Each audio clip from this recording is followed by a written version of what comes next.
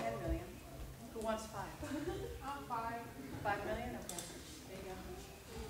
All right. Who's got the 1.5? All right. You have been working here in automotive in Michigan. You lost your job about 12 months ago. You have lost your house. You're living in a rental. You're down to your last $450. You took a buck. You went to the store. You bought a lottery ticket and you won. The good news is you won. The bad news is so did 12 other people. So you split the pot with 12. You got $1.5 million. So that's pretty good, right? How does it feel? Good? Do you like money? You love money? You want to keep that money now that you've been through hard times? It's pretty hard for you to give back to me. I'd like to have it when I have it. You're going to give it back to me? All right. Who wants 1.5 million again? All right. You might know how you'll react. You like it? I love it. How does it feel? You want to keep it? Would it be hard for me to take it away? Okay. Who's got 5 million? You work for a bank.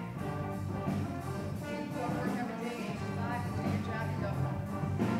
You have $5 million, but it's not you, it's the bank's money. So you're in charge of bank loans. So you're supposed to dole them out, right? Because you've only got 5 million, there's a lot more money in the bank, in the vault. But every year you're only allowed to dole out $5 million. And you've got very strict criteria that you've got to use. It's not up to you. Can I have $5 million? No. Good answer. Who's got 10? All right, you actually work for a venture capital fund.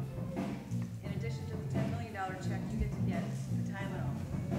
Because in addition to 10 million, you've got a bunch of people who sit there and hound you day after day. What's my return? Where's my money? I put in $1 million. I want $1 million and have it back. So you have a headache all day long. So you're dealing with 38 people who are telling you that you owe them money. Can I have 10 million? No. The answer is no. All right, you've got even worse criteria than the bank does. So when you look at a business plan, well, actually, take a step back. I went to Marion. I graduated in 1980. I don't know if Marion still has teachers like this. We used to when I was in school in 1980. Your neighbor who just won the lottery, or to a venture capital fund, and did something like this, you're definitely not going to get the money. It shows that you have it. It has the sniff test, which is what a lot of people use. The sniff test simply says, did they follow a process? Did they do the right thing? This one looks closer. This one looks closer. You've gone through 150 questions asked and answered about your company and what you're going to do in order to make it successful. So just, in terms of what does it look like, it looks closer to this and definitely not like that. So if we look at this handout, and we start with that one, if we look at the objectives, everybody in here wants to be an entrepreneur, right? This is why you're in Greenland. You want to make money, you want to start a company. Okay. You want to start a company. But the business plan is what helps you to understand your realistic expectations. Do you really have what it's going to take to be successful? And then, do you really have what it's going to take? So have you thought it through? The first slide on the second page reads, you have to spend money to make money. Very few businesses start out with no money and make money. All right? That's few and far between. But to get the funding, whether it's going to be from your neighbor who won the lottery, from the bank, or from a venture capital fund, you have to show and prove that you're going to use that money wisely. You're going to be able to return that money to them, right, as a loan. And probably they're going to be asking for percentages back on top of it. So hence the business plan. That's why it exists. The first thing I wanted to talk about was a thing called an elevator pitch. It's oftentimes a first step in writing a business plan. It really just helps you to gather your thoughts. So it's one pager, right? It's a summary. It's something that you put together that really just articulates at a very high level. What is this thing all about? Not your business plan, right? So what are you doing? It's called an elevator pitch because you literally got 30 seconds, right, between floors. You're traveling up an elevator. You're on the elevator with the venture capital fund, with the banker, or with the guy who won the lottery. And you've got 30 seconds to express to him or her why it is that you deserve, and prove why it is that you deserve their money over someone else who's asking for the same amount or more, or less, right? And one of the things that you're always going to want to do when you're thinking about your business is how is it better, how is it faster, how is it cheaper? It better be one of those, right? Because otherwise, why are you in business, right? And it better be that times 10, because that's what people are looking for. What do you provide? What is the niche that it serves? Is there a market? You know, why are people going to come to you? Why are they going to buy from you and not from someone else? Who is your competition? And how are you going to combat it?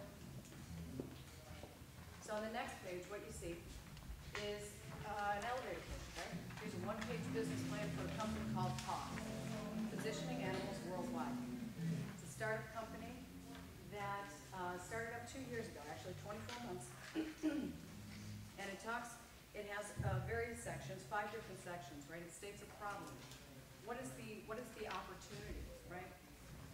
What is the situation that's currently happening? And Positioning Animals Worldwide is about collar tracking on dogs, right? So you put a beaconing product on the dog's collar, and it's a GPS locator, right? It's just like anything that you have in your phone or have in your car. It's a GPS locator, and when it's switched on, you can track that dog if he's run away. You can track that dog until you find him. Now, you can probably think, well, you know, it's kind of interesting, but why would somebody want to put a GPS tracker on your dog? Well, think about the dogs that are up in the mountains and the dogs that are actually saving lives, right? Those are the dogs that were their first client.